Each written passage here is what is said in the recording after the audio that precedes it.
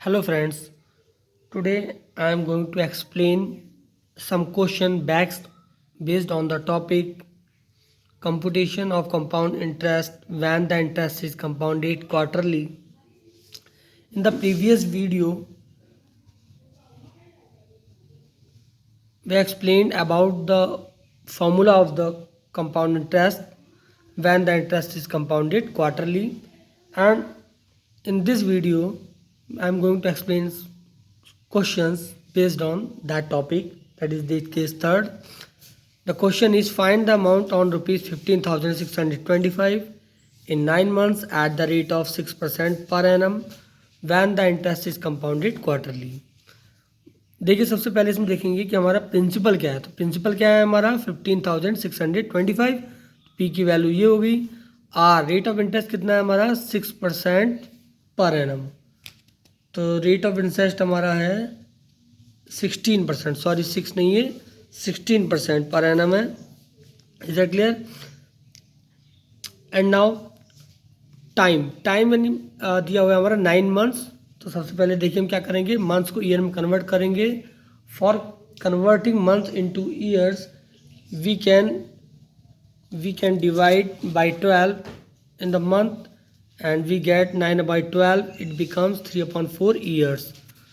Now using the formula of compound interest when the interest is compounded quarterly, तो मैंने आपको उसमें बताया भी था कि आपको अगर इंटरेस्ट कंपाउंडेड क्वार्टरली होता है तो या तो हम फॉर्मूला वही फर्स्ट वाला यूज करेंगे A=P1+R/100 की पावर n, लेकिन उस केस में हम क्या करते हैं, R को डिवाइडेड बाई R/4 कर देते हैं और n को 4n कर देते हैं। लेकिन अगर हमको क्वार्टरली का फॉर्मूला यूज करना है तो हम डायरेक्ट इस फॉर्मूले का यूज कर सकते हैं A=P1+R/400 पावर 4n। ठीक है, ये डायरेक्ट फॉर्मूला होता है, इसमें आप कोई भी चेंजेज R में और n में नहीं करेंगे। Is that clear?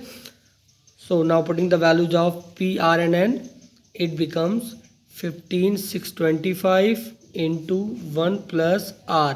R is 16/400 divided by 4 into 3/4, 4 से 4 कैंसल एंड सॉल्व कर लेंगे इसको तो ये जाएगा 15,625, इसको काट देंगे 25, it becomes 26/25 power 3. Is that clear? Now solve it. तो it becomes 15,625 into 26 का cube means 26 into 26 into 26 and denominator is 25 into 25 into 25. After solving this we get 17,576 rupees. Is that clear? तो बच्चों ये हमारा क्या आ गया, अमाउंट आ गया। Question में हमसे क्या पूछा था, फाइंड द अमाउंट, तो हमने ये अमाउंट कैलकुलेट कर लिया। अगर इसी क्वेश्चन में हमको सी आई कैलकुलेट करना होता तो डायरेक्ट फॉर्मूला यूज कर लेते हैं हम, सी आई = अमाउंट माइनस प्रिंसिपल। अमाउंट है हमारा 17,576 माइनस प्रिंसिपल कितना था हमारा 15,625। तो आप इसको माइनस कर लेंगे, तो माइनस करेंगे तो कितना बचेगा, देखिए 6 में से 5 गया हमारा 1, 7 में से 2 गया हमारा बचा 5, 5 में से 6 जाएगा नहीं, यहाँ से कैरी लेंगे, 15 में से 6 गया 9 और 6 में से 5 गया 1, तो ये हमारा कंपाउंड इंटरेस्ट आ जाएगा, सी आ जाएगा। Is that clear? तो कोई भी क्वेश्चन जिसमें इंटरेस्ट कंपाउंडेड क्वार्टरली होता है आप डायरेक्ट इस फॉर्मूले का यूज कर सकते हैं। सिर्फ थोड़ा सा चेंज होता है, n की जगह पे 4n आ जाता है और R/100 की जगह पे R/400 आता है। Is that clear? चलिए अब हम पढ़ते हैं नेक्स्ट टॉपिक है हमारा कंपाउंड इंटरेस्ट का, that is computation of CI when the interest is compounded annually but the rate of interest are different for the different years. अब हम कुछ क्वेश्चंस ऐसे मिलेंगे जिसमें हमको CI कैलकुलेट करना होगा और CI कैलकुलेट करने के लिए जो रेट ऑफ इंटरेस्ट होगा वो हर ईयर का अलग अलग होगा। जैसे मान लीजिए सपोज फर्स्ट ईयर का इंटरेस्ट हमारा 5% है, नेक्स्ट ईयर का सेकंड ईयर का हमारा 2% है, नेक्स्ट ईयर में कुछ और होगा। तो इस तरह से rate of interest per year change होते रहते हैं। तो इसके लिए एक फॉर्मूला यूज होता है, सपोज हम पी प्रिंसिपल गिवन होगा और let us assume that R1%, R2%, R3%, Rn% are the rates of interest for first, second, third and up to so on n years respectively. Now we can use the formula amount equals to P in bracket first year के लिए आ जाएगा 1 + R1/100। तो ये year first एक year का है तो यहाँ n की वैल्यू 1 हो जाएगी।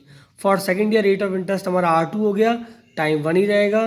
रेट ऑफ इंटरेस्ट R3 के लिए 1 ईयर रहेगा तो टाइम यहाँ 1 हो जाएगा। तो सिंपल फॉर्मूला होता है, जब आप by using this formula we can calculate the amount. Now for calculating CI we use the formula CI equals to amount minus principal. चलिए इसको कुछ एग्जांपल के थ्रू सॉल्व करते हैं। एक एग्जांपल है, find the amount and CI on ₹6,000 in 3 years if the rate of interest is 5% for first year, 4% for the second year and the 3% for the third year। ठीक है, तो चलिए सबसे पहले हम इसको नोट कर लेते हैं हमारे पास क्या क्या गिवन है। तो देखिए सबसे पहले हमारे पास P गिवन है ₹6,000 principal and rate of interest for first year कितना था, R1 की value 5%, rate of interest for second year यानी R2 हमारा है 4% and the rate of interest for third year is the 3%। Is it clear? और time जो हमारा 3 years का था, तो हमने फर्स्ट ईयर का ये हो गया, फर्स्ट ईयर सेकंड ईयर, ये थर्ड ईयर। तो डायरेक्ट फॉर्मूला यूज करेंगे, amount equals to V1 + R1/100। N की वैल्यू यहाँ 1 हो गई क्योंकि हम 1 साल का निकालेंगे। 1 + R2/100 for second year, 1 + R3/100 for third year. Now putting the values of R1, R2, R3, P, it becomes 6,000 in bracket 1 + R1. R1 is 5/100. The next bracket 1 + R2.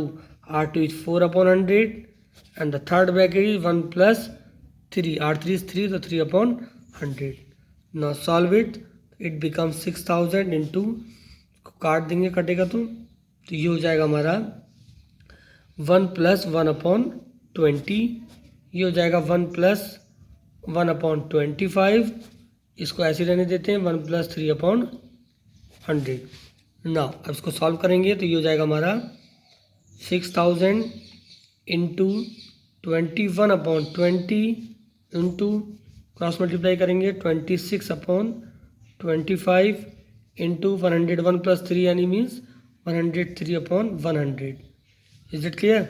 Now after simplification it becomes 6748.56। आप इसे calculate करके check कर सकते हैं।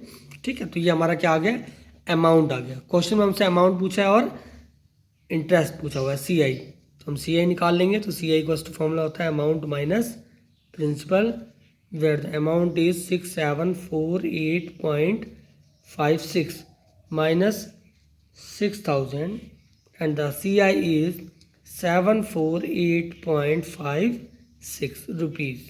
तो ये हमारा क्या आ गया, CI आ गया। ठीक है बच्चों, तो इस तरह से अगर हमको हर ईयर के लिए रेट ऑफ इंटरेस्ट अलग अलग दिया हुआ है तो हम इस फॉर्मूले का यूज़ करके इंटरेस्ट CI कैलकुलेट कर सकते हैं। Is that clear? तो नेक्स्ट टॉपिक के साथ हम लोग नेक्स्ट वीडियो में फिर एक बार हाजिर होंगे। नेक्स्ट टॉपिक हमारा होगा रेट ऑफ एप्रिसिएशन और रेट ऑफ डेप्रिसिएशन पे बेस्ड क्वेश्चंस करेंगे। ठीक है, चलिए, थैंक यू फ्रेंड्स।